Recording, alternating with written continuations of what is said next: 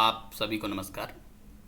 आज का हमारा ये सेशन खासकर उन विद्यार्थियों के लिए बेहद उपयोगी सिद्ध होगा जो किसी भी प्रकार के साक्षात्कार की तैयारी कर रहे हैं, चाहे वो यूपीएससी के किसी इंटरव्यू की तैयारी कर रहे हैं या आरपीएससी में, चाहे वो राजस्थान स्टेट सर्विस और सबॉर्डिनेट सर्विस उनके लिए, या फिर चाहे आप पीएसआई के लिए तैयारी कर रहे हैं। तो इंटरव्यू के लिए न्यूज़पेपर कैसे पढ़ें, इसके लिए आज हमारा ये सेशन बेहद उपयोगी रहने वाला है आपके लिए। इस सेशन में इसके साथ साथ कोई भी अभ्यर्थी जो किसी भी प्रतियोगी परीक्षा की तैयारी कर रहा है उसके लिए भी ये समान रूप से उपयोगी सिद्ध होगा। तो आज हमने जो न्यूज़पेपर लिया है वो राजस्थान पत्रिका का जयपुर एडिशन है। इसको लेकर हम कुछ डिस्कस करेंगे कि किस तरह से न्यूज़पेपर को पढ़ा जाना चाहिए। आमतौर पर इंटरव्यू से न्यूज़पेपर में किस प्रकार के प्रश्न पूछे जाते हैं, इस पर अगर हम फोकस करें तो सामान्यतः एक तो जिस दिन आपका इंटरव्यू है उस दिन के अखबार को विशेष रूप से आप अच्छे से देख के जाएं, चाहे वो उसकी माइनर डिटेल्स हो, चाहे जैसे राजस्थान पत्रिका के अगर हम देखें कि नॉर्मली हमें ये तो पता ही रहता है कि आज तारीख क्या है या वार क्या है। इसके साथ साथ हमें इसका भी ध्यान रखना चाहिए कि हिंदी माह कौन सा चल रहा है, विक्रमी संवत का कौन सा ईयर है और कौन सा डे है। तो जैसे आज हम देख पा रहे हैं कि वैशाख कृष्ण पक्ष एकादशी संवत 2079 है। तो इसकी भी आपको जानकारी एक नज़र आपको होनी चाहिए। इसके साथ साथ जैसे अब हिंदी महीनों की बात करें तो आपको इंटरव्यू के लिए हिंदी महीनों का नाम एज अवेयरनेस भी आपको पता होना चाहिए। चैत्र, वैशाख, ज्येष्ठ, आषाढ़, श्रावण, भाद्रपद, कार्तिक, मार्गशीर, पौष, माघ, फाल्गुन, इनका भी आपको क्रॉनिकली मतलब इनको याद आपको होने चाहिए। इसके बाद जैसे कई बार ये पूछ लेते हैं कि राजस्थान पत्रिका के फ्रंट पे क्या लिखा होता है, ये ऐसे सप्ते सुजागृति, इसका भी आप अर्थ देख लेना। या फिर कई बार ये पूछ लेते हैं कि अच्छा आप कौन सा न्यूज़पेपर पढ़ते हैं तो उसके संपादक कौन हैं, तो प्रधान संपादक कौन है। तो पत्रिका के जैसे गुलाब कोठारी है, तो इसका भी एक थोड़ा आइडिया आपको, जो भी न्यूज़पेपर का आप नाम लेते हैं तो उसके संपादकीय जो प्रधान संपादक है उसका भी आपको नाम पता होना चाहिए। इसके अलावा जो न्यूज़पेपर से या न्यूज़ से कहें तो समाचार पूछे जा सकते हैं, आपसे जो प्रश्न पूछे जा सकते हैं इंटरव्यू में वो इस प्रकार से हो सकते हैं कि एक तो एक कॉमन सा प्रश्न है बड़ा कि आज की कोई 5 न्यूज़ बताओ, आपके स्टेट की कोई न्यूज़ बताओ। तो इस तरह से अगर आप डेली न्यूज़पेपर करते हो तो आपको ध्यान रहती है ओवरऑल चीज़ें। और दूसरा सबसे बड़ी बात, ये तो एक फैक्चुअल सा, वैसे एक सामान्य सा प्रश्न है कि भाई कौन सी न्यूज़पेपर आज से न्यूज़ थी, वो बात हो गई। इसके अलावा कई बार ये प्रश्न पूछा जाता है जो भी न्यूज़ में घटनाक्रम चल रहे हैं उन तमाम घटनाक्रमों से, क्योंकि निसंदेह वो भी दिल्ली का न्यूज़पेपर पढ़ते हैं और वो करंट डेवलपमेंट से विशेषकर अपडेटेड रहते हैं। और तो वो किसी भी प्रकार की जो भी करंट की घटनाएं चल रही हैं उनसे आपको प्रश्न पूछा जा सकता है। तो अगर आप निरंतर रूप से न्यूज़पेपर पढ़ते रहेंगे तो करंट में जो भी इश्यूज चल रहे हैं, करंट डेवलपमेंट जो भी चल रहे हैं, चाहे वो पॉलिटी, इकॉनमी या अर्थव्यवस्था या पर्यावरण किसी भी सेक्टर के होंगे, तो आपका उससे अवेयर होना जरूरी है। एज ए प्रशासक, एज ए पुलिस ऑफिसर या किसी भी डिपार्टमेंट में अगर आप, खासकर प्रशासनिक सेवा, क्योंकि आप जानते हैं कि प्रशासनिक सेवा जो है वो किसी भी एक पब्लिक सर्वेंट से मच मोर है, बहुत ज़्यादा मायना रखती है। बहुत ज़्यादा लोगों के हित आपसे प्रत्यक्ष रूप से जुड़े होते हैं और किसी भी एक प्रशासक के निर्णयों से बहुत सारी जनता प्रभावित होती है और उसका आम जनता को उसका व्यापक प्रभाव होता है। इसलिए उसका आसपास की गतिविधियों से, आसपास के जो भी न्यू ट्रेंड्स हैं उनसे परिचित होना बहुत ही आवश्यक है। तो इसी संदर्भ में आज हम इसको कंटिन्यू करते हैं, आगे की चर्चा को जारी करते हैं। आज के न्यूज़पेपर में जैसे एक सुप्रीम कोर्ट का डिसीजन किसी भी मुद्दे पर आता है तो वो एक प्रकार से बहुत ही संवेदनशील मुद्दा होगा और हमारे लिए महत्वपूर्ण होगा, तो आप इस पर नज़र रख सकते हैं। अब जैसे आज के इस न्यूज़पेपर में अवैध कॉलोनियों की रोकथाम को लेकर एक व्यापक एक्शन प्लान जरूरी, ऐसा एक निर्णय सुप्रीम कोर्ट में दिया है। एक राज्यों में, कुछ राज्यों से एक पीआईएल किसी ने दाखिल की कि सरकारें हैं वो अवैध कॉलोनियों का नियमन कर रही है। तो जब ये कोर्ट के सामने ये मामला आया तो कोर्ट ने कहा कि अवैध कॉलोनियों की रोकथाम जरूरी है। जो इल्लीगल कंस्ट्रक्शन है उसको रोकना बहुत ज़रूरी है, क्योंकि इल्लीगल कंस्ट्रक्शन, अवैध कॉलोनियों से क्या होगा कि शहरों के विकास के लिए है वो ज़्यादा खतरा बताते हुए सुप्रीम कोर्ट ने कहा कि भाई इसकी रोकथाम के लिए राज्य सरकारें व्यापक एक्शन प्लान बनाएं। और इसके साथ साथ उन्होंने एक वरिष्ठ अधिवक्ता गोपाल शंकर नारायणन को एक न्याय मित्र यानी एमिकस क्यूरी है वो नियुक्त किया है। अब कभी ये भी पूछ ले, मान लो उन्होंने देखा हो या आपको भी जनरल अवेयरनेस के लिए पता होना चाहिए कि एमिकस क्यूरी क्या है। तो एमिकस क्यूरी एक प्रकार से न्याय मित्र होता है। कोर्ट ने कहा कि आप इस मुद्दे पर हमें सुझाव दीजिए कि भाई किस तरह से राज्य सरकारें अवैध कॉलोनियों की रोकथाम के लिए काम कर सकती है। और इसके साथ साथ इन्होंने ये भी कहा कि भाई अगर अवैध कॉलोनियाँ हैं तो उनका रजिस्ट्रेशन वगैरह भी नहीं किया जाना चाहिए, राज्य सरकारें उस पर कदम उठाए और रजिस्ट्रेशन ना करें। अब आपके लिए इससे ये प्रश्न हो सकता है, जैसे ये तो अवैध कॉलोनियों की बात है, इससे आप शहरीकरण को जोड़ सकते हैं। भी शहरीकरण, बढ़ता शहरीकरण आपके लिए क्या, बढ़ता शहरीकरण किस तरह की समस्याएं पैदा करता है, तो आप इस पर भी अपने विचार इससे एक प्रकार से इससे लिंक करके आप अब 1 मिनट के लिए इसके बारे में सोच सकते हैं कि भाई अगर बढ़ता शहरीकरण है तो वो किस तरह से समस्या पैदा कर सकता है। तो ओवर क्राउडिंग होगी, बेरोजगारी की समस्या और ज़्यादा, अगर एक जगह पे लोग ज़्यादा संकलित होंगे या एकत्रित होंगे, रहने लगेंगे, तो संसाधनों की अपर्याप्तता की वजह से उनको रोज़गार उपलब्धता में ज़्यादा कंपटीशन बढ़ जाएगा, तो उनको डेली बेसिस पे भी रोज़गार की कमी महसूस होगी। हाउसिंग की प्रॉब्लम हो सकती है, स्लम्स डेवलप होंगे, स्वच्छता को लेकर, सैनिटेशन को लेकर बहुत प्रॉब्लम हो सकती है, चाहे वो जल निस्तारण को लेकर या नालियों में जो या कूड़े कचरे के प्रबंधन को लेकर, सॉलिड वेस्ट मैनेजमेंट को लेकर, इस तरह की तमाम परेशानियां वो झेलनी पड़ सकती है। ट्रांसपोर्टेशन को लेकर, शहर होगा तो ज़्यादा घनी आबादी होगी तो ट्रांसपोर्टेशन को लेकर बड़ी दिक्कत हो सकती है। बहुत सारे जहाँ लोग रहें वहाँ जल की उपलब्धता, यानी खासकर स्वच्छ पेयजल की उपलब्धता प्रदान कराना भी एक बहुत बड़ी चुनौती है, तो उसके लिए जल भंडारण की शहरों में कैसे व्यवस्था की जाए, ये भी एक बड़ा इशू है। इसके साथ साथ हेल्थ की पीएचसीज और इस तरह की जो भी बड़े, चाहे वो जिला चिकित्सालय हो या इस तरह की जो व्यवस्था करवानी है, उसके लिए भी बड़ी समस्या हो सकती है। स्वास्थ्य को लेकर, एनवायरनमेंट, खासकर पर्यावरण प्रदूषण, दिल्ली जैसे जो बहुत बड़े ऑर्गेनाइजेशन जहाँ पर हो चुका है, वहाँ हीट आइलैंड का कॉन्सेप्ट, यानी एक प्रकार से वो दिन ब दिन वहाँ उष्णता बढ़ती जा रही है, तो इस तरह के मुद्दे भी देखने को मिलते हैं। प्रदूषण के साथ साथ अगर शहर है तो फिर उनका एक विशेष क्राइम पैटर्न होगा, तो क्राइम भी बढ़ते जा रहे हैं, लूटपाट या चोरी या चाहे किसी भी प्रकार के यौन अपराध या इस तरह के बाल अपराध जो बढ़ते हैं, तो शहरों में या चोरी की जो बड़ी घटनाएं होती है, तो पुलिस के सामने भी एक पैटर्न जो सिटीज़ का पैटर्न होता है वो अलग प्रकार का होता है, तो ये भी एक बहुत बड़ी प्रॉब्लम। तो आपने एक न्यूज़ थी इलीगल कंस्ट्रक्शन को लेकर, आप उसको थोड़ा अपने मन में एक्सपांड कर सकते हैं, विचार कर सकते हैं कि भी शहरीकरण से, और ख़ासकर अगर आप इंडियन पुलिस सेवा के लिए या आरपीएस के लिए या राजस्थान पुलिस में पीएसआई के लिए आप आवेदन कर रखा है इंटरव्यू के लिए, तो आपको शहरों में जो बढ़ते, विशेषकर अगर आपसे पूछ ले कि भाई ग्रामीण क्षेत्रों में किस तरह के अपराध होते हैं और शहरों में किस तरह के अपराध होते हैं, किस तरह की चुनौतियां हैं, कैसे निपटा जा सकता है, तो उन पर भी आप एक विचार प्रक्रिया अपनी बनाएं। इस न्यूज़ में इसके साथ साथ एक और बात आपको देखने को मिल रही है अलग से, जो लिखा है कि जुडिशियल विस्टा पर जताई सहमति, यानी कोर्ट ने, किसी ने एक एप्लीकेशन लगाई कि भाई जिस तरह से सेंट्रल विस्टा बन रहा है उसकी तर्ज पर जुडिशियल विस्टा भी बनाया जाना चाहिए आसपास के क्षेत्र को, तो कोर्ट ने सरकार से इसके मामले में भी जवाब मांगा है।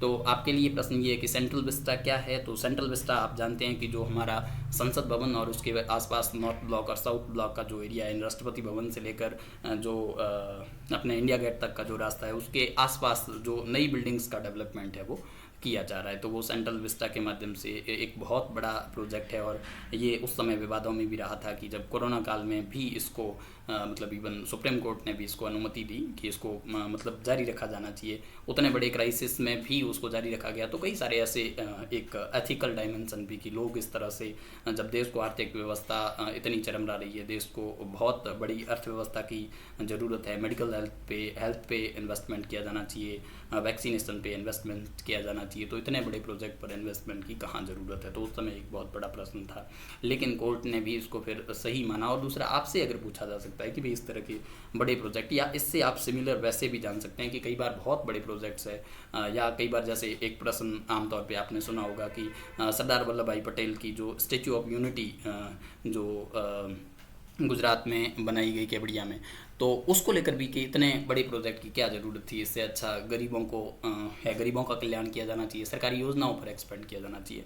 तो इनके जवाब आप कैसे दे सकते हैं भाई, इसको अपने को कैसे उचित बताया जाना है। तो जैसे सेंट्रल विस्टा की बात करें तो उसमें एक कारण ये भी है कि भाई जम्मू कश्मीर और इनको लेकर जो कुछ पूर्वोत्तर राज्यों को लेकर जो नया परिसीमन आयोग बनाया गया है, तो उम्मीद है कि कुछ संसद सदस्यों की संख्या भी बढ़ेगी, और इसके साथ साथ संसद सदस्यों की संख्या में वृद्धि होगी, और इसके अलावा उसको एक हेरिटेज के रूप में जो पुराना, चाहे वो प्रधानमंत्री का निवास हो, राष्ट्रपति के आसपास के जो भी नॉर्थ और साउथ ब्लॉक के मिनिस्ट्रीज़ बने हुए हैं, या पुराना पार्लियामेंट का जो अभी हमारा रनिंग पार्लियामेंट बिल्डिंग है, उसको एक प्रकार से हेरिटेज के रूप में डेवलप करेंगे। वहाँ लोग पर्यटन बढ़ेगा, तो उससे भी हमारी है वो इकॉनमी फिर से रिसाइकिल होगी, तो उससे वो फ़ायदा हो जाएगा। इसके साथ साथ हमें नए अत्याधुनिक संसद भवन की ज़रूरत है, तो उसमें एक कॉम्प्लेक्स के तौर पे वो डेवलप किया जा रहा है। तो और इसके साथ साथ एनवायरनमेंट को भी वो बहुत ध्यान रखा जा रहा है कि उसमें गार्डनिंग वगैरह की भी पर्याप्त व्यवस्था हो।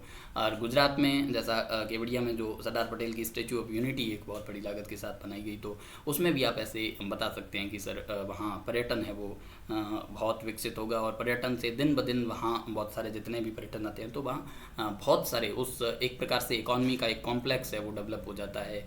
वहाँ पर बहुत सारे लोगों को भी बाहर से जो टूरिस्ट आएंगे तो वो होटल कॉम्प्लेक्स फूड और इत्यादि इस प्रकार की जितनी भी सुविधाएं प्रोवाइड की जा सकती है, चाहे वो ठेले वाले से लेके चाय वाले से लेके, तो एक प्रकार से वो आम लोगों को एक प्रकार से उससे रोजगार प्राप्त होगा। तो इस प्रकार से आप अपनी एक प्रकार से किसी न्यूज़ को लेकर इस प्रकार से थॉट प्रोवोक कर सकते हैं। भी आपके लिए एक सेंट्रल विस्टा टॉपिक ही था, लेकिन आप उसको और विस्तार से सोच सकते हैं। अगली न्यूज़ की ओर मूव करते हैं। इसमें एक तरफ आप देख रहे हैं कि ये भ्रामक खबरें फैलाने वाले 16 और यूट्यूब चैनलों पर रोक लगाई।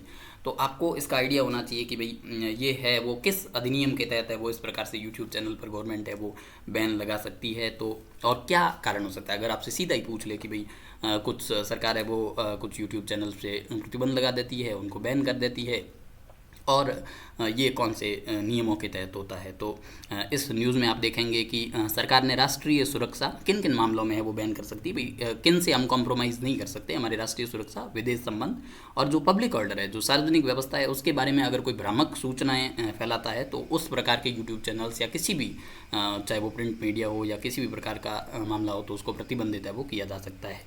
चैनल और अकाउंट भारत में सार्वजनिक व्यवस्था बिगाड़ने, सांप्रदायिक सौहार्द में खटास पैदा करने और भय का माहौल बनाने के लिए गलत जानकारी फैला रहे थे, और इनसे किसी भी डिजिटल समाचार प्रकाशक ने मंत्रालय को सूचना प्रौद्योगिकी नियम 2021 के तहत उन्होंने जानकारियां नहीं दी थी। और ये कार्रवाई जो होती है, तो आप देख रहे हैं कि जो सूचना प्रौद्योगिकी के नियम 2021 में जो नए नियम आए थे, IT एक्ट के अंदर संशोधन हुआ था, उन नियमों के तहत ये कार्रवाई की जाती है। और इससे पहले भी जैसे आप इसको ऐसे कोरिलेट भी कर सकते हैं कि जैसे उस टाइम टिकटॉक वगैरह जो ऐप बैन किए गए थे, तो वो भी इसी प्रकार से कि भाई हमारा डेटा है वो किस प्रकार से हमारी राष्ट्रीय सुरक्षा को प्रभावित करता है, तो उसमें भी यही प्रोविज़न है वो लगाया गया था। तो इस तरह से आप इस न्यूज़ को देख सकते हैं। एक इस तरफ आप देख पा रहे हैं कि हत्या के 3-4 घंटे शव लेकर घूमते रहे, चलती कार में गैंगरेप, हत्या कर कुएं में फेंका। तो ये चलो किसी एक स्थान विशेष की घटना है, बहुत ही निंदनीय घटना है, लेकिन आपके लिए खासकर आप अगर पुलिस की तैयारी कर रहे हैं या आप सिविल एडमिनिस्ट्रेशन की भी तैयारी कर रहे हैं, तो आपको केस स्टडी के रूप में ऐसे पूछा जा सकता है कि इसमें जैसे इस घटना में जयपुर की कोई घटना है और इसमें किसी ने लिफ्ट, मान लो किसी महिला ने किसी कार से लिफ्ट मांगी और उन्होंने लिफ्ट दी और उसके बाद उसके साथ ये अनहोनी घटित हुई। तो इस प्रकार से आप मतलब इस तरह की जो घटनाएं अगर आपसे पूछ लिया जाए कि भाई कार में इस तरह से भी किसी को लिफ्ट मांग ली आपने सहायता के नाम पे, और अगर आपको लिफ्ट दे दी गई और उसके बाद आपको इस तरह की कुकृत्यों का अगर झेलना पड़ता है, तो इस तरह की चीज़ों को कैसे रोका जा सकता है, अवेयरनेस कैसे फैलाई जा सकती है। तो एक बेसिक सी बात है कि आप इसको सबसे पहले तो इस स्तर पे बहुत बड़ी जागरूकता के लिए बहुत बड़े काम किए जाने चाहिए। इसके साथ साथ आपको सामान्यतः सबसे ज़्यादा क्या किया जाना चाहिए कि अगर सिटीज़ हैं तो या चाहे वो अर्बन एरियाज़ हैं, तो लोगों में जो पब्लिक ट्रांसपोर्ट है, पब्लिक ट्रांसपोर्ट चाहे वो निजी बसें हो या सार्वजनिक बसें हो, जो व्यापक तौर पर जिसमें बहुत सारे सवारी यात्रा करते हैं, अगर आपको लंबा ट्रैवल करना है तो जो सिविल बसेज यानी जो गवर्नमेंट की बसेज है या जो पब्लिक ट्रांसपोर्ट है उसका ज़्यादा से ज़्यादा आपको इस्तेमाल करना चाहिए। खासकर अगर महिलाएं इस प्रकार का अगर सफ़र करती है तो उनको वो पब्लिक ट्रांसपोर्ट का इस्तेमाल करना चाहिए। इसके अलावा पुलिस ने अगर आप मान लो बाय द वे कोई ऐसी एडवर्स कंडीशन है, आपको किसी कहीं हेल्प लेनी भी पड़ रही है, तो आप किसी भी अनजान की गाड़ी में बैठने से पहले उसकी गाड़ी के नंबर नोट कर लें। खासकर आप अपने फ़ोन में या कहीं भी उसको नोट कर लें, आप एक बार दिमाग में रख लें और उसके बाद भी आप जैसे ही गाड़ी में बैठते हैं तो उसको नोट कर लें। ये नंबर नोट करना बहुत ज़रूरी होगा, क्योंकि किसी अगर कोई गाड़ी है और आपको कोई अनहोनी होती है और आप अंदर बैठ के कोई कंप्लेन भी करोगे तो आपको वो गाड़ी भी ट्रेस करने या किसी भी वो अगर पुलिस अपनी प्रक्रिया करेगी तो भाई किस क्षेत्र में वो गाड़ी है, तो अगर वो इतला भी करेगी आगे किसी चौकी पे, तो भी मतलब नंबर बहुत ही प्राथमिक चीज़ है, उसका पता होना ध्यान रखा। मतलब आप गाड़ी में किसी भी अनजान गाड़ी में बैठे तो उस नंबर का ध्यान रखें। ये अवेयरनेस एक व्यापक स्तर पर फैलाई जानी चाहिए। दूसरा, पुलिस के इस प्रकार के मामलों में जो हेल्पलाइन नंबर जारी किए गए हैं भी, इवन ये भी संभावना रहती है कि ये प्रैक्टिकल अप्रोच नहीं है कि वो अगर इस तरह की गाड़ी में कहीं बैठे हैं और उनको लगता है कि उनकी जो अन्य सवारी है या जो बुरा व्यवहार करने वाले लोग हैं, उनको आरंभ से ही ये लगता है कि भाई किसी भी तरह की अनहोनी हो सकती है, उनके व्यवहार से ऐसा प्रदर्शित होता है, तो पुलिस ने व्हाट्सएप नंबर भी जारी कर रखे हैं। ये एक अच्छी अप्रोच है। तो आप पुलिस को व्हाट्सएप के माध्यम से अपनी लाइव लोकेशन शेयर कर सकते हो और पुलिस को इसकी कंप्लेन कर सकते हो। तो इस ऐसे मामलों में पुलिस बहुत ही शीघ्रता से कार्रवाई करती है और उनका जो टाइम है वैसे मामलों को रिपोर्ट होने में और उसको उस तक पहुंचने में वो भी बहुत शीघ्रता से, एक प्रकार से इमरजेंसी के रूप में इसको लिया जाता है। तो इस प्रकार से अब ऐसी अवेयरनेस कैसे फैलाएं कि भाई आपको ये सारी जानकारी है, वो एक आम आदमी को, चाहे वो पढ़ा लिखा हो या नहीं, आजकल फ़ोन तो हर कोई रखता है, तो उस सब तक ये जानकारी कैसे पहुँचे। तो भी ये चाहे लाइव लोकेशन शेयर करना हो, कंप्लेन हेल्पलाइन नंबर की अवेयरनेस हो, ये कैसे हो। तो इसके माध्यम से आप बहुत व्यापक तौर पर इसको एक कैंपेन के तौर पे लिया जा सकता है।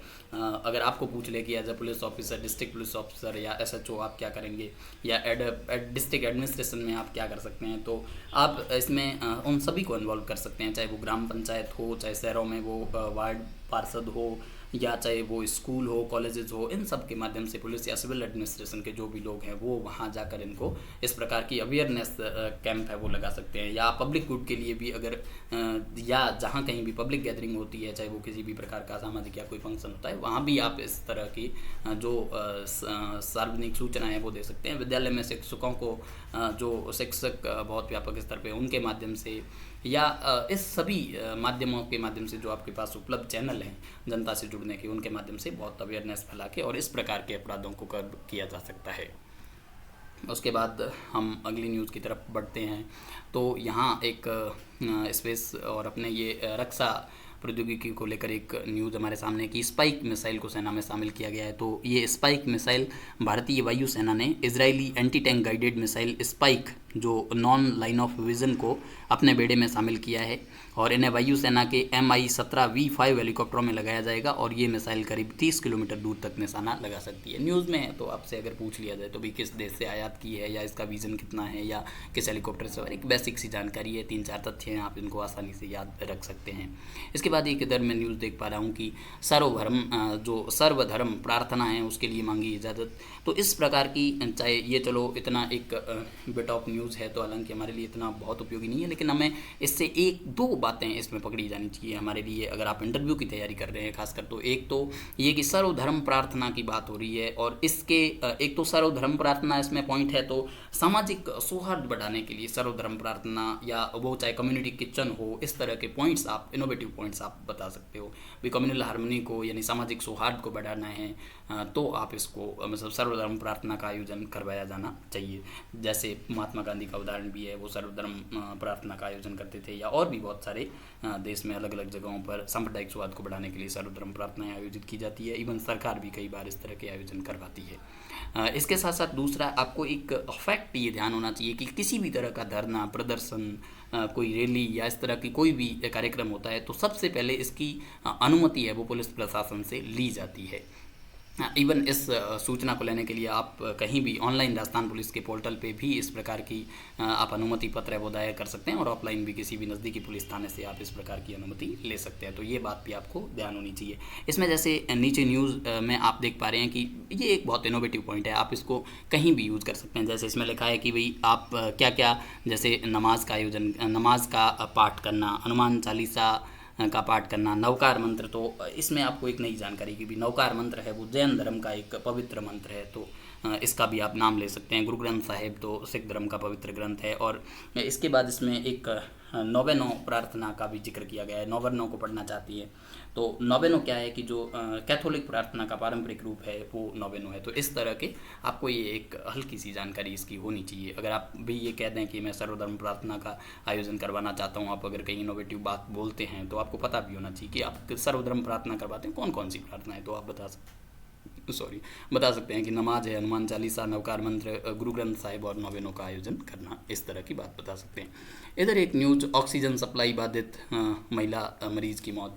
हॉस्पिटल्स में जो इस प्रकार के मेडिकल सेक्टर में हमारी जो घटनाएं होती है उसको लेकर भी बहुत बार ये न्यूज़ में रहते हैं। कई बार ये कि ऑक्सीजन सप्लाई कम होने से बच्चों की मृत्यु हो जाती है, या बिजली की सप्लाई, अब इसमें पॉइंट क्या है कि ऑक्सीजन सप्लाई बाधित हुई तो महिला मरीज़ की मौत हो गई। तो ऑक्सीजन सप्लाई बाधित हुई, मतलब लाइट कनेक्शन नहीं था या इस तरह की समस्या है, तो ये एक पैरामीटर बना लिया जाना चाहिए भी। एक एक सुझाव पैरामीटर का आप दे सकते हैं कि जितने भी गवर्नमेंट या प्राइवेट हॉस्पिटल्स हैं उनमें 24 आवर लाइटिंग की, सफिशिएंट लाइट की व्यवस्था होनी चाहिए।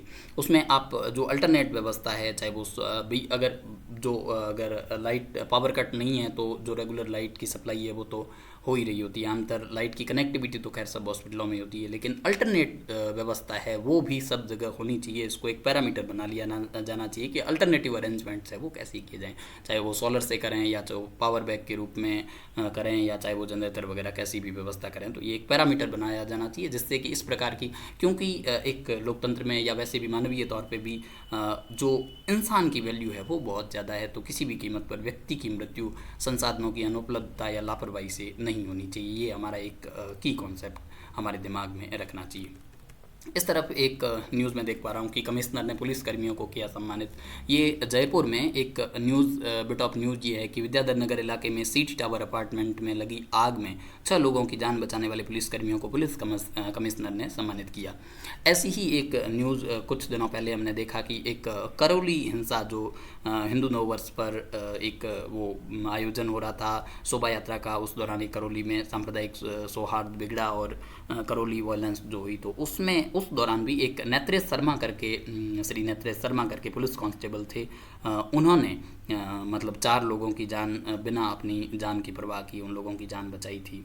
तो उनको भी अभी जैसे राजस्थान पुलिस दिवस जो 16 अप्रैल को आयोजित किया जाता है, उस राजस्थान पुलिस दिवस पर उनको भी इस एक प्रकार से गैलेंट्री अवार्ड भी दिया गया और उनको प्रमोशन, वो कांस्टेबल के पद पर कार्यरत थे और उनको जो हेड कांस्टेबल के पद पर है वो अभी प्रमोट किया गया। तो इस प्रकार से इसमें एक तो मुद्दा ये है कि भाई आप अपनी ड्यूटी पर हो तो आपको कर्तव्यनिष्ठ होकर, मतलब अपनी पूरी जो भी आपकी ड्यूटी है उसको पूरी सत्यनिष्ठा के साथ आप उसको ड्यूटी को निभाना है। तो ये कुछ एग्जाम्पल हमारे सामने हैं जो बताते हैं कि अगर आप खासकर पुलिस सर्विस में हैं तो किस प्रकार से आपकी खुद की जान की बाजी लगाकर भी आपको जनता की सेवा है वो अपने कर्तव्य के लिए करनी होती है। तो ये एक ऐसा उदाहरण है। इसके बाद एक छोटा सा पॉइंट, एक रिवार्ड एंड पनिशमेंट का जो कॉन्सेप्ट है कि भी रिवार्ड और पनिशमेंट किस तरह से काम करते हैं। तो रिवार्ड, किसी भी काम को रिवार्ड करने पर, उसको अवार्ड करने पर वो हमारे बिहेवियर को मोटिवेट करता है, उस तरह के और अच्छे लोगों को अच्छे काम करने के लिए प्रेरित करता है, एक प्रकार से एग्जाम्पल क्रिएट होता है। और अगर पनिशमेंट की बात करें तो पनिशमेंट है वो भी हमारी परफॉर्मेंस को एनहांसमेंट करता है। अगर आपको पनिश किया जाता है, बुरे कार्यों के लिए पनिश किया जाता है तो लोग हतोत्साहित होंगे बुरे काम करने के लिए। और अगर कोई ऐसा काम पनिशमेंट में दोबारा वो भी सोचेगा कि भी पनिशमेंट ना करे। और अगर उसकी कार्य लापरवाही को लेकर भी अगर उसको पनिशमेंट दिया जाता है तो वो सोचेगा कि और अधिक कार्य है वो दक्षता से किया जाना चाहिए, अपने कर्तव्य के प्रति वो अधिक सजग होंगे। एक अगली मैं न्यूज़ इधर देख पा रहा हूँ कि मानकों के अनुरूप नहीं मिल रहा पानी, दाम पूरे पर सुविधा अधूरी, बिजली और पानी दोनों में खत्म नहीं हो रही कटौती। तो इस न्यूज़ में जो खासकर बात की गई है, राजस्थान में जल संकट एक बहुत बड़ी समस्या है। आपको राजस्थान में वाटर स्कार्सिटी को बहुत अच्छे से तैयार कर लेना चाहिए इस पॉइंट को। ये एवरग्रीन टॉपिक है, कभी भी किसी भी इंटरव्यू में या आमतौर पे आपको परीक्षाओं में ये देखने को मिल सकता है। यानी राजस्थान के संबंध में 2 पैसिफिक प्रॉब्लम ये है कि भाई एक तो जल का संकट है, दूसरा मरुस्थलीकरण बढ़ रहा है, भूमि अनउपजाऊ है। तो इन बिंदुओं को आप अपने ध्यान में रखें।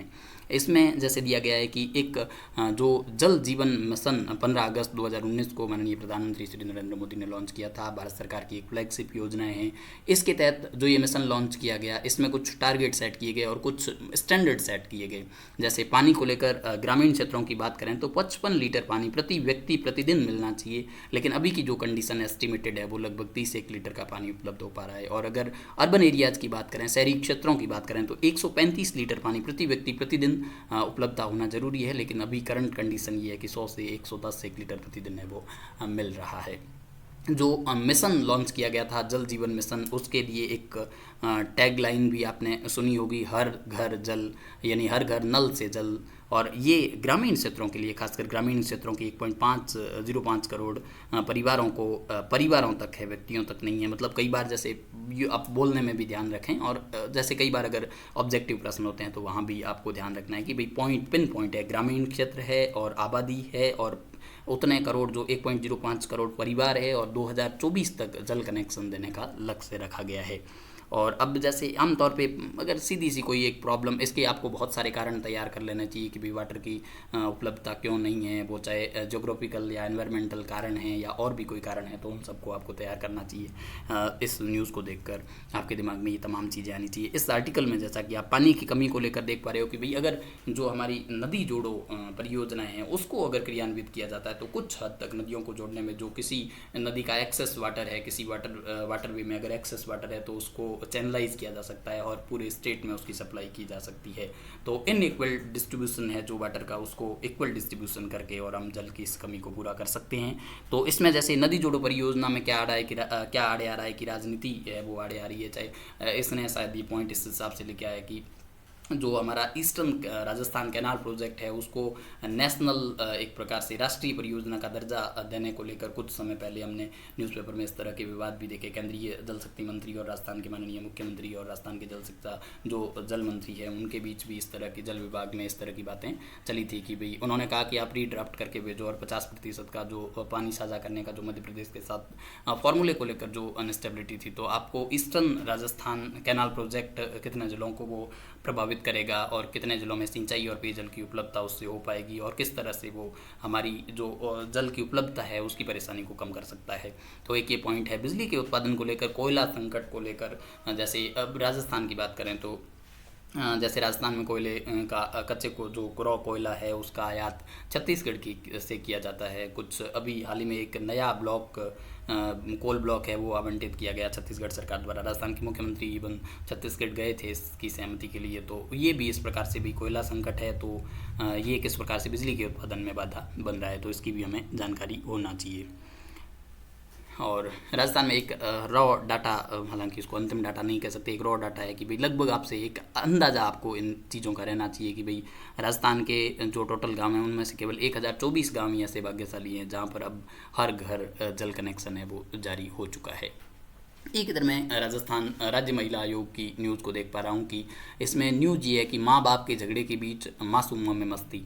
इसमें इस टाइटल के तहत जो न्यूज़ लिखी है वो एक महिला आयोग का एक इनिशिएटिव है कि महिलाओं और उनके कई बार ऐसा होता है कि महिलाएं ससुराल वालों को दहेज को लेकर या इस तरह के जो भी आरोप होते हैं, क्लैश होते हैं, तो उनकी सुनवाई के दौरान अगर उनके साथ छोटे बच्चे आते हैं तो उनकी सुनवाई के दौरान छोटे बच्चे आते हैं तो ऐसा होता है आमतौर पर भी, तो महिलाओं के साथ ही वो बच्चे बैठे हैं तो बहुत वो बाल मन पर इस तरह के झगड़े और इस तरह के आरोप, अगर पति पत्नी का झगड़ा है तो पत्नी पति के बारे में और पति पत्नी के बारे में जिस तरह के आरोप प्रत्यारोप करते हैं तो वो सुनकर बाल मन बहुत नकारात्मक रूप से प्रभावित होता है। उनको जीवन में जो अच्छे मूल्य सीखने का जो समय होता है उस समय वो इस तरह के लड़ाई झगड़े और गंभीर आरोपों को देखते हैं, और वो भी खासकर अपने माता पिता के प्रति, अपने परिजनों के प्रति, तो उन्हें इसका उनकी साइकोलॉजी पर बहुत नेगेटिव इम्पैक्ट पड़ता है। तो इस थीम को कॉन्सेंट्रेट करके उन्होंने महिला आयोग के परिसर में ही, यानी सुनवाई जब होगी तो शिशु सदन बनाए गए हैं, वहाँ पर वो बच्चे खिलौनों से खेल पाएंगे और भी क्यों जब झगड़े उनके बीच हैं तो उनके साथ क्यों ऐसा बर्ताव किया जाए, तो उनके साथ बहुत अच्छा ट्रीट करने के लिए टीवी, किताबें, खेल खिलौने, खाने आदि की व्यवस्था चुनाव आयोग महिला जो आयोग है उसने ऐसी अलग से व्यवस्था की है। एक फैक्ट ये भी देख लें कि राज्य महिला आयोग के अध्यक्ष कौन है, तो रेहाना रियाज है।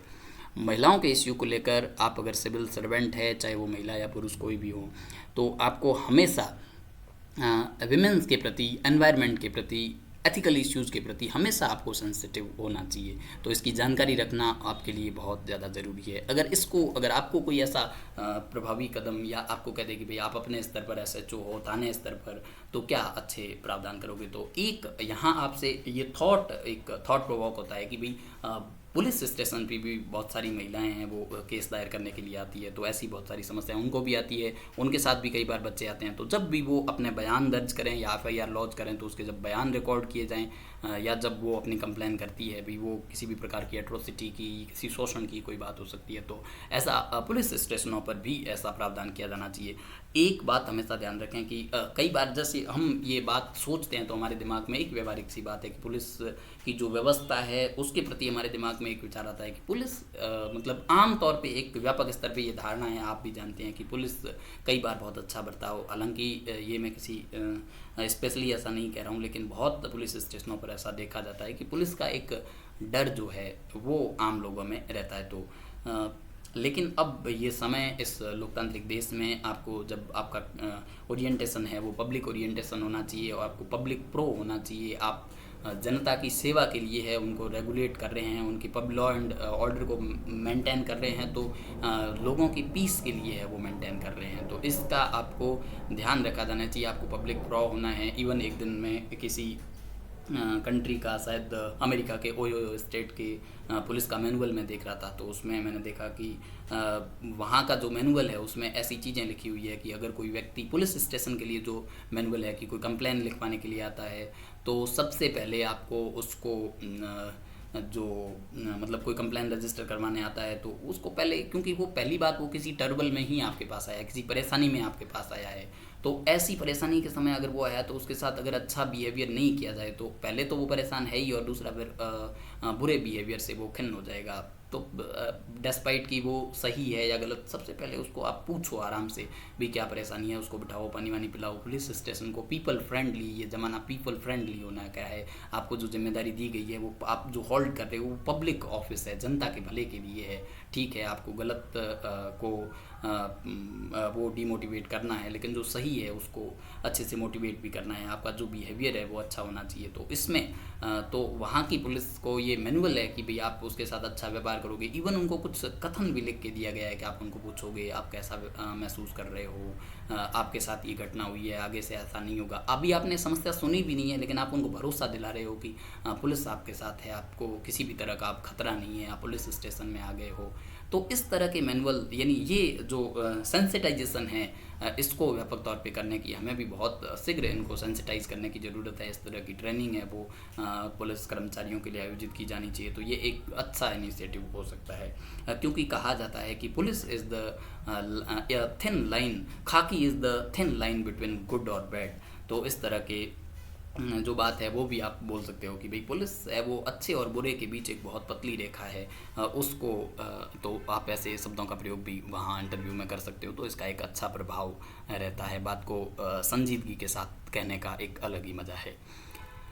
आगे हम देख पा रहे हैं कि पीड़ा को भावनात्मक रूप से जुड़ा परिजन नहीं समझ सकता है कोर्ट। इसमें ठीक है, ये चलो एक बात भी है, लेकिन इसमें जो बात है वो पोक्सो एक्ट, इससे हमें हमारे दिमाग में पोक्सो एक्ट आना चाहिए कि पोक्सो एक्ट है वो कब लाया गया, उसकी फुल फॉर्म क्या है, कब से लागू हुआ, इसकी जानकारी अगर हमें होनी ही चाहिए। क्योंकि जैसा महिला, बच्चे, जनजातियाँ या बुज़ुर्ग, अपाहिज दिव्यांग लोग, इस तरह की जो सेक्शन है उनका सोसाइटी में खास कर ध्यान रखा जाना चाहिए। चाहे वो पीड़ित और वंचित हैं तो उनका विशेष रूप से ध्यान रखा जाना चाहिए।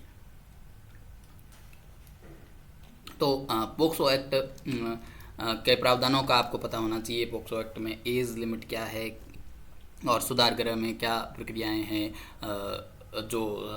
मतलब अगर पोक्सो एक्ट के तहत कोई भी काम होता है तो उसके लिए सज़ा का प्रावधान क्या है, वो इनियस क्राइम है, किस तरह के अपराध उसमें शामिल है। दूसरी बात, पोक्सो एक्ट है वो जेंडर न्यूट्रल है। उसमें किसी भी बच्चे के प्रति, यानी चाहे वो बालिका हो या बालक, दोनों के लिए समान रूप से फ्रेज हुई जेंडर न्यूट्रल लॉ है।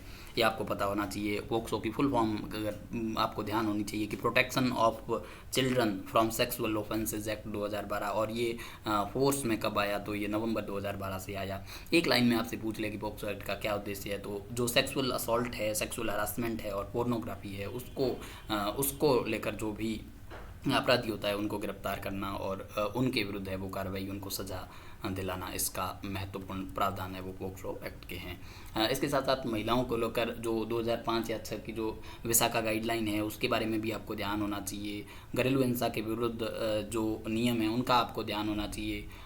जो बाल विवाह को रोकने के प्रावधान हैं उनका आपको उसके बारे में जानकारी होनी चाहिए। इसके अलावा जैसे यहाँ एक एमएसपी से जुड़ी कोई न्यूज़ है तो आपको पता होना चाहिए कि एमएसपी क्या है, किन किन फसलों के लिए दी जाती है, क्या प्रोसेस है, एफआरपी क्या है जो गन्ने के लिए दी जाती है, एमएसपी के लिए दरें कौन तय करता है। तो ये आपके दिमाग में इंस्टेंट विचार आने चाहिए, और आपको अगर ध्यान है तो ठीक है, नहीं तो आपको इन चीज़ों को गूगल कर लेना चाहिए। इधर एक न्यूज़ में मैं देख पा रहा हूँ कि धर्म गुरुओं की अपील, हर घर में बांधे परिंदा।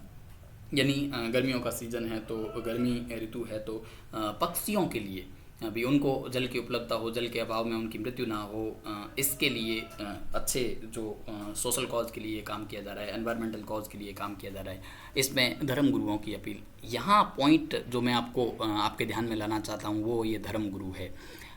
जैसे आपने देखा होगा कि खासकर कोविड के दौरान राजस्थान के मुख्यमंत्री ने एक आयोजन मतलब एक मीटिंग का आयोजन किया, तो उसमें जैसे प्रशासनिक अधिकारियों जो राजनेता है उनके साथ साथ चाहे वो अपोजिशन के लीडर हो चाहे पोजीशन के लीडर हों सॉरी, तो उनके साथ साथ धर्म गुरुओं को भी उस मीटिंग में शामिल किया गया, क्योंकि हम जानते हैं कि जो हमारा कल्चरल परिवेश है, जो हमारा धार्मिक विश्वास है, गहरे धार्मिक विश्वासों के हमारे इस देश में चाहे वो किसी भी धर्म के धर्म गुरु हों, चाहे वो आप किसी भी, चाहे वो हिंदू धर्म के हों, चाहे वो मुस्लिम धर्म के हों, चाहे वो सिख धर्म के हों, चाहे ईसाई धर्म के हों, जिनकी भी जनसंख्या हमारे भारत में रहती है, उन सब के धर्म गुरुओं को ऐसे कार्यक्रमों में प्रशासन को खासकर इनका उपयोग किया, इनके मार्फत, क्योंकि इनकी बातों को बहुत वृद्ध समुदाय सुनता है, रिलीजियसली सुनता है, बड़ी धार्मिकता से सुनता है, बहुत गहनता से सुनता है, इनकी बातों का प्रभाव बहुत होता है। तो इनको भी मतलब यानी आपके मैसेज को कन्वे करने के लिए इस तरह के सोशल कॉज के अवेयरनेस के मामले जहाँ भी आपको हो, तो आपको हमेशा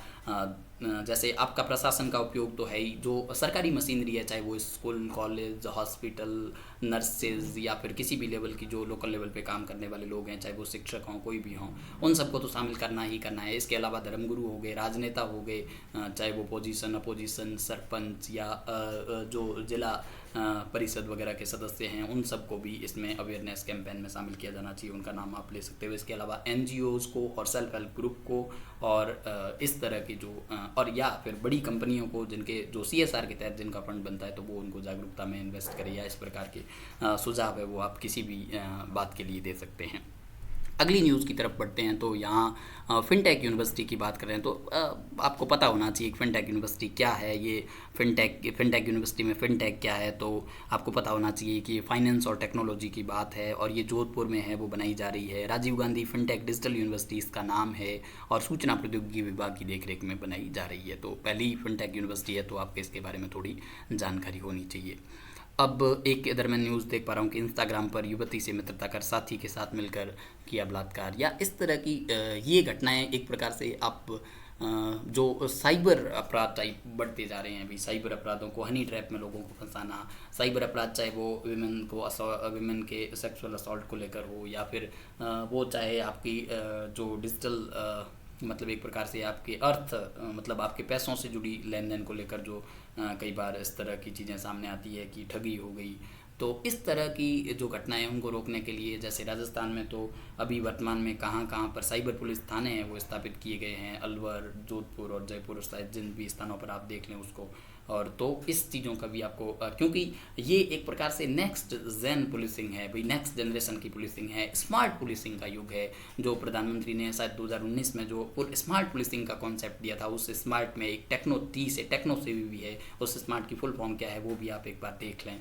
और टेक्नो सेवी पुलिस का होना और साइबर अपराधों की बढ़ती घटनाओं को, साइबर लॉज कौन से हैं, कौन से साइबर को लागू होते हैं, साइबर अपराधों को रोकने के लिए क्या प्रयास किए जाना चाहिए, इसमें हमारी टेक्नोलॉजी है वो किस तरह से हेल्प कर सकती है। तो इसको ये अगर आपको इसकी जानकारी होगी तो आप एक बेहतर प्रशासक, बेहतर गवर्नमेंट को रन करने वाले व्यक्ति बन सकते हैं। एक न्यूज़ मैं इधर देख पा रहा हूँ कि बढ़ाया जा रहा शाकाहारी वन्य जीवों का कुनबा, अभ्यारण्य में गूंजेगी बाघों की दहाड़, पुनर्वास की तैयारियों पर जोर।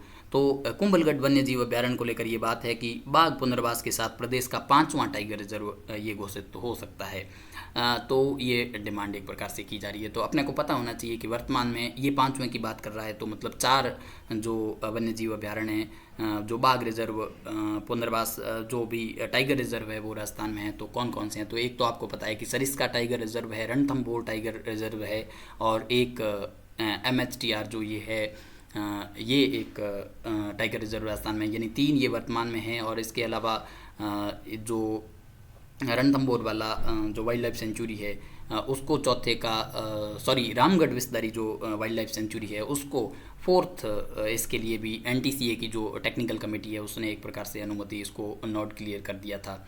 तो ये जो चौथा होगा वो ये आपका RBWS होगा, और 5वां है वो कुंभलगढ़ वन्य जीव अभ्यारण्य। हो सकता है जो ये टाइगर रिहेबिलिटेशन के बाद।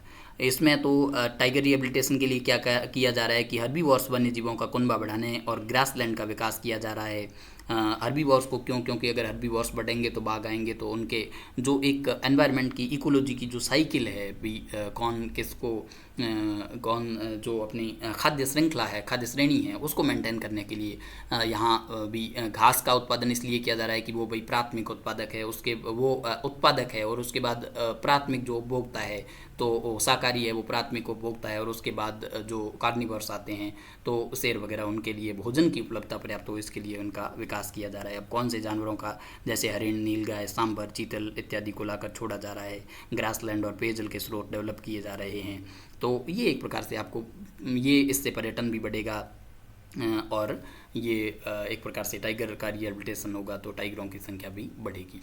तो ये एक न्यूज़ हमारे सामने थी। एक इधर मैं देख पा रहा हूँ कि गुंदरी चेक पोस्ट पर पकड़ी 25 लाख की अंग्रेजी शराब। अब जब आमतौर पे समस्याओं की बात करें तो किस तरह की समस्या है, तो भाई जो नकली शराब है वो भी एक बहुत बड़ी समस्या है। इस तरह से अवैध शराब की लेन देन है, तो ये गुजरात बॉर्डर पर पकड़ी गई। एक बेसिक सी अंडरस्टैंडिंग आपके दिमाग में ये न्यूज़ देख के आ जानी चाहिए कि भाई पुलिस ने ये गिरफ्तारी की, कहाँ? गुजरात बॉर्डर पर। हरियाणा से है वो, इस पे आयात वो निर्यात किया जा रहा था, गुजरात बॉर्डर की बात है। तो क्योंकि आपको एक बेसिक सी बात पता होना चाहिए कि गुजरात में लिकर बैन है, तो इसलिए बाहरी राज्यों से वहाँ लेकर ले जाई जाती है। तो लिकर बैन का क्या भी लिकर बैन सही है, गलत है? इस न्यूज़ को देखकर आपके मन में तमाम सारे प्रश्न आने चाहिए। पुलिस के लिए क्या चुनौतियां हैं, लिकर बैन होना चाहिए कि नहीं होना चाहिए, अगर होता है तो उसको कैसे कंट्रोल, राजस्व के लिए। अब प्रश्न आमतौर पर ये पूछा था, राजस्व के लिए लिकर है वो बहुत बड़ा स्रोत है स्टेट के लिए, और स्टेट है वो इसका जो रेवेन्यू कलेक्ट करता है इससे आने वाले को, तो ये आबकारी से जो पैसा मिलता है वो राज्य के फंड में जाता है, तो राज्य की उससे मतलब राजस्व अच्छा आता है। तो फिर आपको ये प्रश्न पूछा जा सकता है, भाई अच्छे राजस्व का स्रोत है तो क्यों बंद कर दिया जाना चाहिए? फिर आपको एक मिडल सा रास्ता अपनाना चाहिए कि भाई ये पब्लिक हेल्थ को ना डिस्ट्रॉय करे, नकली शराब पर प्रतिबंध हो, और एक सीमित मात्रा में भी है वो दी जाए, और लोगों को इसके प्रति अवेयर किया जाए। तो एक इस प्रकार से इसका उपयोग किया जाना चाहिए, उसके लिए भी गाइडलाइन वगैरह जारी की जानी चाहिए। और इसके अधिक मतलब जो अधिक इसका पे है, मतलब अधिक सेवन से रोका जाना चाहिए। इसके नकारात्मक परिणामों के बारे में आम जनों को प्रेरित, मतलब उसको बता देना चाहिए कि भाई ये प्रावधान है, ये नुकसान इससे हो सकते हैं। सड़कें बदहाल है, आवारा पशु बढ़ रहे हैं, नीलगाय की प्रॉब्लम है। एक मतलब स्टेट में कौन कौन सी एक छोटे से छोटी इन न्यूज़ों को मैं जो पढ़ रहा हूँ, आपको जो बता रहा हूँ, इसमें हालांकि कोई ऐसी गहन बात नहीं है, लेकिन आपको पता होना चाहिए कि प्रॉब्लम क्या क्या हो सकती है। तो अब जैसे ऊपर एक समस्या देख पा रहे हो कि तपती धूप में बसों की राह देखना बना मजबूर, मतलब सीधा सा लग रहा है कि भाई इससे क्या है कि भाई जो बस स्टैंड है, स्थायी बस स्टैंड, गर्मियों का सीज़न है, स्थायी बस स्टैंड होने चाहिए, पानी की व्यवस्था होनी चाहिए वहाँ पर, तो सड़कों की व्यवस्था को लेकर, आवारा पशुओं की व्यवस्था, ये प्रॉब्लम्स है। आपको, आप एडमिनिस्ट्रेटर बन रहे हैं तो आपको हर एक समस्या के बारे में पता होना चाहिए। भाई शहरों की मोटी मोटी समस्या की बात करें तो आपको पता होना चाहिए कि ट्रैफिक की समस्या है, पेयजल की समस्या हो सकती है, पावर की सप्लाई की व्यवस्था हो सकती है, वो इस तरह के जो पेयजल संकट हो सकता है। तो इन सब चीज़ों के बारे में, वो ट्रैफिक मैनेजमेंट है, वो नाइट में लाइटिंग की व्यवस्था है, मतलब एक एक छोटी छोटी बात आपको ध्यान होनी चाहिए। आप अच्छे से गवर्न तभी कर पाएंगे। अब इधर एक हॉस्पिटल की समस्या को लेकर हालांकि बनी न्यूज़ है, लेकिन उसमें निरोगी राजस्थान योजना जो 1 अप्रैल से लागू हुई है उसका जिक्र किया गया है। तो आपको निरोगी राजस्थान की जो योजना है इसके बारे में आपको पता होना चाहिए। राइट टू हेल्थ पे अगर बात होती है तो राजस्थान किस तरह से राइट टू हेल्थ की ओर बढ़ रहा है। बजट में जो चिरंजीवी स्वास्थ्य बीमा योजना है उसके बजट को बढ़ा के जो इंश्योरेंस है फैमिली के लिए उसको 5 लाख से 10 लाख किया गया। तो आपको एक तो चिरंजीवी स्वास्थ्य बीमा योजना ये, और एक निरोगी राजस्थान योजना, ये राजस्थान सरकार की जो फ्लैगशिप योजना, तमाम फ्लैगशिप योजनाएं हैं, चाहे वो स्वास्थ्य को लेकर हो, चाहे वो कृषि को लेकर हो, या तमाम तरह की जो योजनाएं हैं उसकी जानकारी आपको होनी चाहिए, और इसको बहुत अच्छे से आप इनको फ्लैगशिप स्कीम्स को तैयार कर लें। अगली न्यूज़ में मैं देख पा रहा हूँ कि तालाबों की खुदाई में तकनीकी खामियां, हादसे को खतरा, इसमें भारतमाला परियोजना का जिक्र है। तो इस न्यूज़ से आपके दिमाग में आना चाहिए कि भारतमाला परियोजना किसको लेकर है। तो रोड कनेक्टिविटी को एनहांस करने के लिए एक एम्ब्रेला स्कीम है जिसके तहत बहुत सारी जो छोटी छोटी स्कीम्स है वो चल रही है, ये एक परियोजना है। तो जब आप भारतमाला पढ़ो तो आपके दिमाग में एक सागरमाला परियोजना है, सागरमाला प्रोग्राम है, वो भी आपको याद आना चाहिए। सागरमाला प्रोग्राम इंडियन गवर्नमेंट की एक फ्लैगशिप योजना है। ये लॉजिस्टिक सेक्टर के लिए है, कोस्ट लाइन को अच्छा वाटरवेज और कोस्ट लाइन में वाटरवेज और डेवलप करने के लिए, और इस तरह से कैसे लॉजिस्टिक सेक्टर में अच्छा काम किया जा सकता है, तो उसके लिए योजना है। तो आपको ये न्यूज़ देख के भारतमाला और सागरमाला परियोजना आपको तैयार कर लेनी चाहिए। एक छोटी सी न्यूज़ यहाँ है कि अंगूठा लगाने पर बंदियों को मिलेगी जानकारी।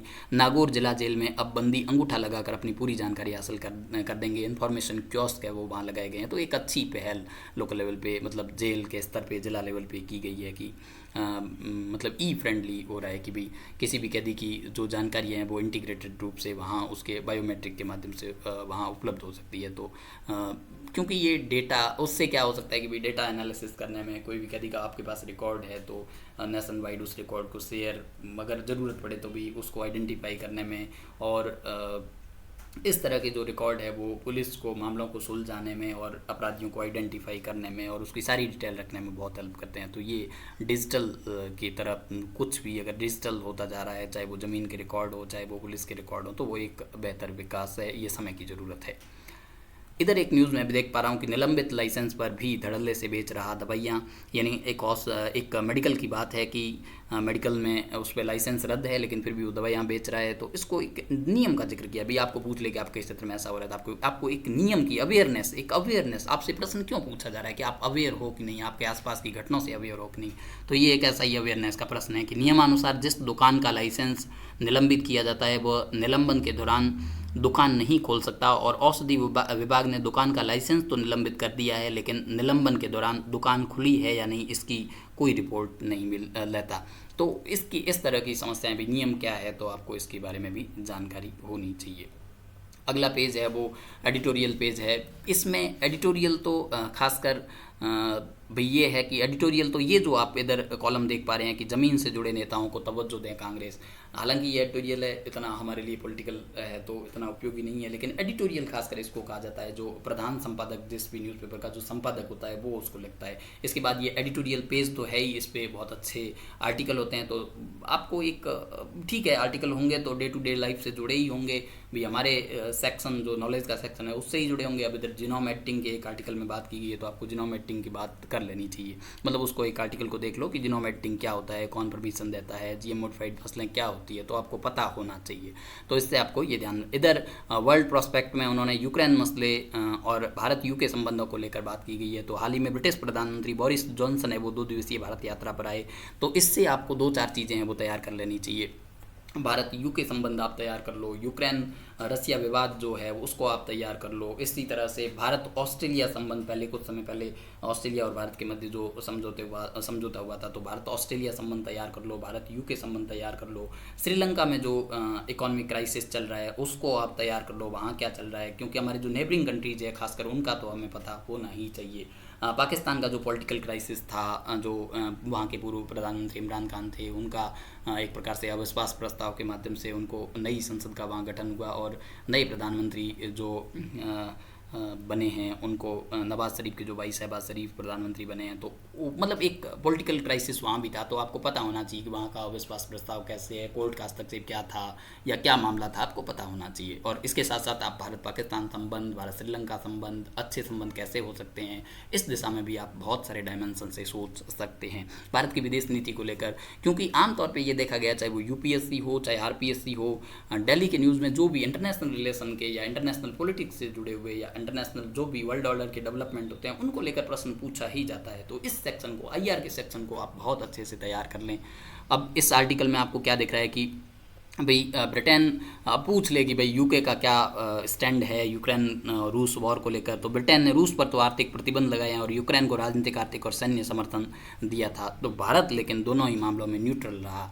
भारत की अपनी राय है वो इस तरह से, हालांकि भारत का स्टैंड ये था कि यूक्रेन या चाहे किसी देश के किसी भी कोने में अगर किसी भी तरह की हिंसा होती है, युद्ध की हो या चाहे किसी भी तरह की हिंसा हो, तो भारत उसकी हमेशा आलोचना करता है और इसमें किसी का पक्ष लेने की कोई आवश्यकता नहीं है। लेकिन जो हमारे विदेश संबंध है वो स्वायत्त रूप से संचालित होती हैं। हमारी स्वतंत्र विदेश नीति है, किस देश के साथ कैसे संबंध बनाए जाने, ये हमारे राष्ट्रीय हित तय करते हैं। तो इस बात का हमें ध्यान रखें। अब यूके में हमारे लिए अपॉर्चुनिटी कैसे है, जब ब्रिटेन के पहले मंत्री भी जब भारत आई तो उन्होंने खाद्य सुरक्षा, जलवायु परिवर्तन, रक्षा, ऊर्जा सहित इन क्षेत्रों में हमारे द्विपक्षीय संबंधों में सुधार की भूमिका है। ब्रिटेन में पोस्ट ब्रेग्जिट जो है, ब्रिटेन जैसा कि आप जानते हैं कि EU से ब्रिटेन ने एग्जिट होने का निर्णय लिया, उसको ब्रेग्जिट कहते हैं। तो ब्रेग्जिट क्या है ये भी थोड़ा देख लेना, और कब डिसीजन वगैरह लिया इसको थोड़ा देख लेना, ब्रेग्जिट के प्रभाव क्या हैं। तो ब्रेग्जिट के बाद अब ब्रिटेन बहुत स्वतंत्र हो गया है व्यापार करने को लेकर, तो उसकी रणनीति क्या है, उसको लगता है कि भारत एक बड़ा बाजार भी है, इसके साथ साथ इकोनॉमिक कैपेबिलिटी भी है, या इन्वेस्टमेंट भी किया जा सकता है। तो दोनों देशों के बीच है वो जल्द मुक्त व्यापार समझौता हो सकता है। मुक्त व्यापार समझौता क्या होता है, फ्री ट्रेड एग्रीमेंट क्या होते हैं, किन किन देशों के साथ हमारे फ्री ट्रेड एग्रीमेंट है, इस एंगल से भी आप इस न्यूज़ से है वो अपनी तैयारी कर सकते हैं। घनिष्ठ सुरक्षा संबंधों की पेशकश में संयुक्त सैन्य अभ्यास और आदान प्रदान। हमारे संयुक्त सैन्य अभ्यास किन किन देशों के साथ चल रहे हैं, संयुक्त सैन्य अभ्यास क्यों होते हैं, या शिखर बैठकें क्यों होती है, ये बेसिक से सवाल है लेकिन इनके आपको पता होना चाहिए। हिंद प्रशांत क्षेत्र है जो इंडो पैसिफिक रीजन है, तो ये भी एक क्योंकि हम इंडो पैसिफिक में आते हैं, भारत की भूमिका इंडो पैसिफिक क्षेत्र में बहुत बढ़ रही है। भारत भी एक पावरफुल कंट्री बनने जा रहा है, तो इसकी एक अहम भूमिका है, बहुत बड़ी जनसंख्या है, बहुत बड़ा बाजार है, बहुत बड़ी अर्थव्यवस्था है। तो इन सब को लेकर हमारी भी एक जो पाइवटल रोल है, जो ध्रुवीय जो हमारी केंद्रीय भूमिका है वो इस क्षेत्र में है। तो हिंद प्रशांत क्षेत्र में क्या क्या रणनीतियाँ चल रही है, हिंद प्रशांत क्षेत्र में चाइना को काउंटर करने के लिए क्या क्या प्रयास किए जा रहे हैं, उसको शक्ति संतुलित करने के लिए विश्व किस तरह से काम कर रहा है, चाहे वो ब्रिटेन हो, चाहे वो अमेरिका हो, चाहे वो ऑस्ट्रेलिया हो, इन देशों के माध्यम से हिंद प्रशांत क्षेत्र में, चाहे वो चाइना के दक्षिण चीन सागर में प्रवाह तो बढ़ रहा है, तो उसके अगर अनाधिकृत वो रूप से दक्षिण चीन सागर में जो भी द्वीप है दूसरे देशों के, उन पर कब्जा कर रहा है, या वो जो अपनी मोतियों की माला जो स्टिंग ऑफ पर्ल्स नीति है उसके तहत स्टिंग ऑफ पीयल्स जो नीति है उसके तहत अनेक है वो बंदरगाह बना रहा है, या फिर वो आर्थिक लोन देकर लोगों को देशों को अपने एक प्रकार से नया आर्थिक उपनिवेशवाद की ओर बढ़ता जा रहा है विश्व, उसके कारण दक्षिण एशिया में, अपने इस एशिया प्रशांत क्षेत्र में। तो इसकी भी आपको एक जानकारी इंडो पैसिफिक को लेकर खास तरह से होनी चाहिए। और हिंद प्रशांत क्षेत्र में हमारी साझी सोच से हम आगे बढ़ सकते हैं। और इसमें एक लास्ट में लाइन लिखी है कि लोकतांत्रिक मूल्य और नियम आधारित वैश्विक व्यवस्था। ये ऐसे कुछ की वर्ड्स ऐसे होते हैं जो आपके लिए बहुत उपयोगी होते हैं। आप जैसे लोकतांत्रिक व्यवस्था की बात करें तो इसका भी आप जिक्र भी, लोकतांत्रिक मूल्य यानी जो डेमोक्रेटिक वैल्यूज़ हैं वो बहुत ज़रूरी है, तो उनकी भी बात कर सकते हैं। और जो रूल बेस्ड वर्ल्ड ऑर्डर है वो भी बहुत ज़रूरी है, यानी रूल बेस्ड वर्ल्ड ऑर्डर की बात करें तो जो भी अंतर्राष्ट्रीय नियम बने हुए हैं, चाहे वो समुद्र के रेगुलेशन को लेकर हो, चाहे वो अंतरिक्ष के रेगुलेशन को लेकर हो, चाहे वो जो ग्लोबल कॉमन गुड्स हैं उनको लेकर हो, तो उन सब के लिए जो नियम बने हुए हैं तो उनके भी हमें ध्यान होना चाहिए कि भाई इस तरह से जो रूल बेस्ड वर्ल्ड ऑर्डर है वो चाहे WTO के नियमों की पाबंदी हो, वो चाहे इंटरनेशनल कोर्ट ऑफ जस्टिस हो, वो चाहे इंटरनेशनल कोर्ट ऑफ आर्बिट्रेशन हो, या वो चाहे UN की व्यवस्था हो, वो WTO की, WHO की, किसी भी अंतर्राष्ट्रीय संस्था की हो, तो इनके जो नियमों को माना जाता है तो ये एक प्रकार से जो रूल बेस्ड वर्ल्ड ऑर्डर है, रूल बेस्ड वर्ल्ड ऑर्डर का होना बहुत ज़रूरी है। ये एक प्रकार से उदारवादी कॉन्सेप्ट है और इसके होने से विश्व व्यवस्था अच्छी बनी रहती है, देशों के मध्य कोई दुर्भावना से संबंध नहीं होंगे, और एक वर्ल्ड का रेगुलेट होना बहुत ज़रूरी है। और हिंद प्रशांत क्षेत्र की बात करें तो आपको आसियान, दक्षिण वगैरह इनके बारे में भी जान लेना चाहिए। और इसके साथ साथ ऑकस जो ऑस्ट्रेलिया, UK, US का अलायंस जो ट्राइलेटरल अलायंस बन रहा है उसके बारे में आपको जानकारी होनी चाहिए। क्वाड जो है उसकी आपको जानकारी होनी चाहिए, भी क्वाड में कौन कौन से देश हैं, ये कैसे काउंटर चाइना की जो बढ़ती हुई पावर उसको कैसे काउंटर करेंगे, इसमें कौन कौन से देश हैं। तो इसमें US, इंडिया, जापान और ऑस्ट्रेलिया हैं, और इनकी क्या क्या पॉलिसीज़ हैं उनको आपको एक बार देख लेना चाहिए। अगली न्यूज़ पर हम बढ़ते हैं। तो यहाँ एक न्यूज़ दी गई है, आप खुद से इस आर्टिकल को पढ़ सकते हैं। जैसे ऐतिहासिक हृदय परिवर्तन, चंबल घाटी के कुछ 405 देशों ने आत्मसमर्पण किया था। इसमें कुछ आपको अच्छी बातें आपको पता होनी चाहिए। तो भी वैसे भी पर विनोबा भावे कौन थे, जयप्रकाश नारायण कौन थे, या इसमें जैसे भगवान बुद्ध की जैसे अगर आपको ऐसा भी पूछे कि जैसे गांधी जी भी हृदय परिवर्तन में बहुत उसका अहिंसा जो था उसके पीछे का जो बैकबोन थी वो हृदय परिवर्तन था कि वे अहिंसा नहीं करेंगे, सत्याग्रह करेंगे, आखिर में वो लोगों का हृदय परिवर्तन परिवर्तित होगा और वो बदलेंगे। तो ठीक है, एक हद तक ये अच्छी अप्रोच है। तो अहिंसा और शांति के रास्ते पर कोई भी बात बनती है तो इससे बढ़िया और क्या हो सकता है। तो इसका भी आपको पता होना चाहिए कि भाई ठीक है, हाँ, हृदय परिवर्तन जैसी, क्योंकि इसको आप कहीं भी यूज़ कर सकते हैं, चाहे वो कोई हार्डकोर अपराधी है या कोई हैबिचुअल ऑफेंडर है या कोई आम छोटा मोटा अपराधी है, तो किस प्रकार से आप उसको, उसके विचारों को बदल सकते हो। जेलों में यही तो किया जाना चाहिए कि भाई लोगों का हृदय परिवर्तन करो, उनको सज़ा भी मिले और उनका हृदय परिवर्तित हो कि इस तरह की घटनाएं वो दोबारा ना करे। तो हृदय परिवर्तन एक बहुत बड़ी वैल्यू है। तो इसको आपको कहीं भी, आप केस स्टडी में भी यूज़ कर सकते हैं और छोटी मोटी घटनाओं में हृदय परिवर्तन या उस प्रकार से मोटिवेट करके उन लोगों को अच्छा बनाया जा सकता है। तो वैसे ही ये बात है। भगवान बुद्ध भी, जैसे भगवान बुद्ध का इसमें बात की, भगवान बुद्ध की करुणा ने अंगुलीमाल की जीवन दशा बदल दी, जो एक डाकू था। और दूसरा, कलिंग युद्ध के बाद सम्राट अशोक ने बुद्ध के मार्ग की ओर प्रवृत्त हुए। तो इस तरह की जो बातें हैं वो आपको एक इस न्यूज़ से, हालांकि कोई ज़रूरी नहीं चीज़ें पूछ ले, लेकिन आपके ऑल ओवर नॉलेज में ये इम्प्रूवमेंट करेंगे। नदियों को लेकर ये बात है, ये भी आप अपने आप से आर्टिकल देख लेना। इसके बाद मैं आगे बढ़ता हूँ।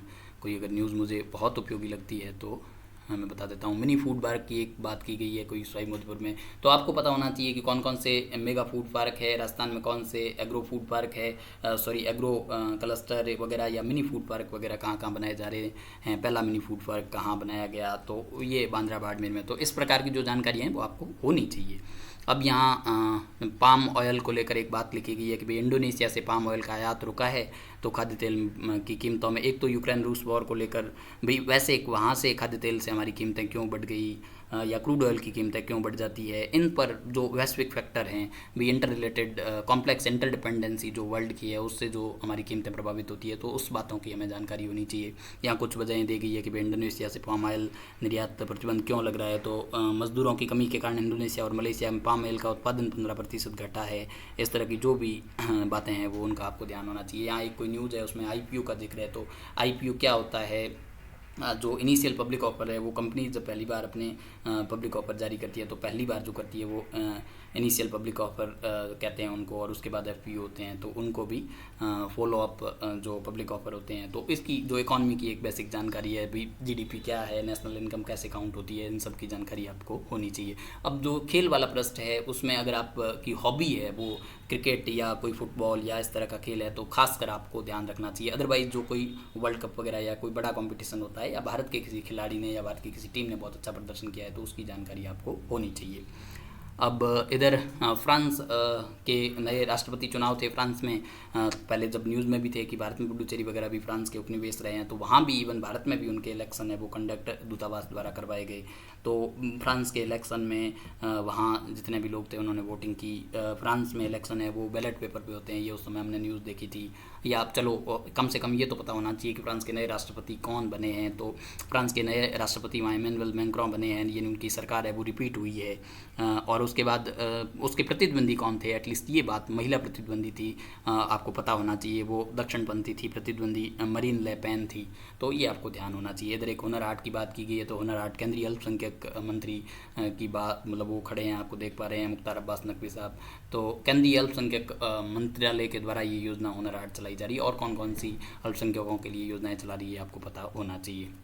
इधर एक बात बुद्धि लक्ष्मी यानी इंटेलेक्चुअल प्रॉपर्टी को लेकर की गई है। तो इंटेलेक्चुअल प्रॉपर्टी राइट कौन देता है, पेटेंट कौन देता है, या GI टैग कौन प्रदान करता है। तो इसकी एक अच्छी सूचना आपको मिल रही है इस न्यूज़पेपर में कि केंद्रीय वाणिज्यिक एवं उद्योग मंत्रालय के उद्योग एवं आंतरिक व्यापार प्रोत्साहन विभाग के अंतर्गत पेटेंट, डिज़ाइन और ट्रेडमार्क महानियंत्रक कार्यालय देश में इंटेलेक्चुअल सहित तमाम पेटेंट का लेखा जोखा और नियमन करता है। और यही संस्था है वो GI टैग और कॉपीराइट का हिसाब रखती है। तो ये संस्था कौन है, तो जो ये पेटेंट, डिज़ाइन और ट्रेडमार्क महानियंत्रक कार्यालय जो कि उद्योग और आंतरिक व्यापार प्रोत्साहन विभाग के तहत आता है, और ये विभाग केंद्रीय वाणिज्य और उद्योग मंत्रालय में आता है। इसकी जानकारी आपको होनी चाहिए।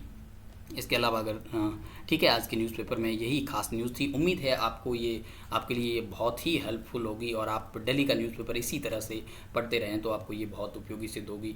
मुझे लगता है कि आप इन चीज़ों को पकड़ पाए हैं। फिर भी अगर आपको लगता है कि आप अच्छे से नहीं पकड़ पाए हैं, आपको 1-2 सेशन की और ज़रूरत है, तो आप मुझे कमेंट बॉक्स में ज़रूर बताना। तो मैं फिर कभी आपके लिए ऐसा एक सेशन न्यूज़पेपर रीडिंग का लाऊंगा। अगर आप चाहते हैं इसको मैं कंटिन्यू रखूँ तो भी मैं इस बारे में विचार कर सकता हूँ।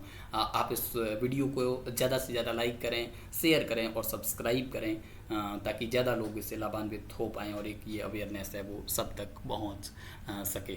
तो thank you very much. Thank you.